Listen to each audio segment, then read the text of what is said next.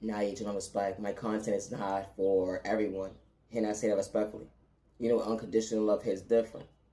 Here you dealing with trauma and pain. They say, how do you motivate yourself at the end of the day when they got so much hate in their vein? It be one-sided, all because you understood your faith. How you stand before yourself, you didn't get wrapped up in someone's words because, hold on one second, they explain for psychology, mind games. You know, healing childhood trauma was real. Going into adulthood, they would never understand that, hold on one second, you was far from mentally ill.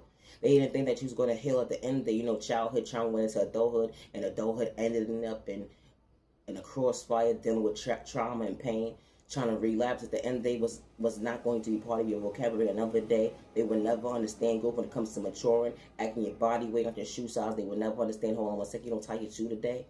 The same. You know, God was in your life. God never left your side. Even when you get lost in your words. The enemy's not going to understand you when it comes to your faith. It was never for likes and views of cloud chasing when God was not misleading you another day. God was really showing you guys when it comes to self-love, unconditional love, going within. They wanted you to be a crash out, but God was not trying to allow you to wild out.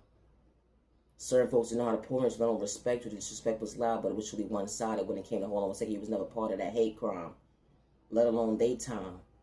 When they try to dim your light to discourage you, because God was maintaining your smile regardless if you came with poverty and pain. Letting go wasn't serving you. You wasn't running from your past. They would never understand your intuition. The hold on one second, self-love can truly last. That unconditional love started within. And God was showing you a path when it comes to this next chapter, why you overcame that testimony, and it wasn't a mistake. It was never for likes and views of cloud chasing, let alone fame. When you had to go within and understand that, hold on one second, I'm still healing trauma and pain. Always be yourself with no malicious intentions. The enemy will try to shortchange you of a vision they can't relate to.